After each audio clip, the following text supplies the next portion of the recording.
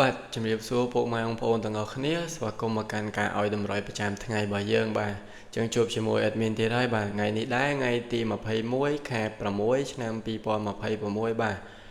តោះចឹងមុនចូលទៅកាន់តម្រុយរបស់យើង admin ក៏សូមចិត្តពុកម៉ែបងប្អូនបាទជួយ like ជួយ comment ហើយដាក់សញ្ញាកណ្ដឹងឲ្យបងប្អូនម្នាក់មួយផងបាទដើម្បីទទួលបានវីដេអូតម្រុយឆ្នោតមុនគេជារៀងរាល់ថ្ងៃបាទ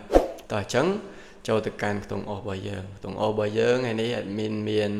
ខ្ទង់6ហើយនិងខ្ទង់9បាទអធិស្ឋានបាទអញ្ចឹងអុសខ្ទង់របស់យើងមានប៉ុណ្្នឹងឯងយើងទៅពីលេខរបស់យើងវិញសម្រាប់ពីលេខរបស់យើងនេះ admin មាន63 67 89និង94បាទ admin មាន4គ្រាប់សម្រាប់ពុកម៉ែបងប្អូនទាំងអស់គ្នាយកទៅផ្សងសំណាងលេងក្នុងថ្ងៃនេះបាទហើយ admin ក៏ចង់បញ្ជាក់ថាតម្រុយរបស់ admin ហ្នឹងអត់មានគិតស្គនឬមួយក៏គិតថ្លៃទឹកតែទេបាទគឺចែកជូនពុកម៉ែបងប្អូនទាំងអស់គ្នា free បាទតោះអញ្ចឹងយើងទៅ3លេខរបស់យើងវិញសម្រាប់3លេខរបស់យើងនេះ admin មាន816និង239គុណបាទចឹង3លេខរបស់យើងបាន816និង239គុណហើយតម្រុយរបស់ admin យើងខ្លីៗទេបាទងាយស្រួលសម្រាប់ពុកម៉ែបងប្អូនយកទៅទស្សនា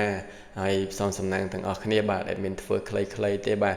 តោះតម្រុយរបស់ admin យើងក៏បានឈានបញ្ចូលមកដល់ទីបញ្ចប់ហើយជាចុងក្រោយ admin សូមជូនពរពុកម៉ែបងប្អូនទាំងអស់គ្នាបាទចាក់ត្រូវទាំងលេខតូចនិងលេខធំបាទជូនពរពុកម៉ែបងប្អូនទាំងអស់គ្នាហេងៗជម្រាបលាបាយបាយ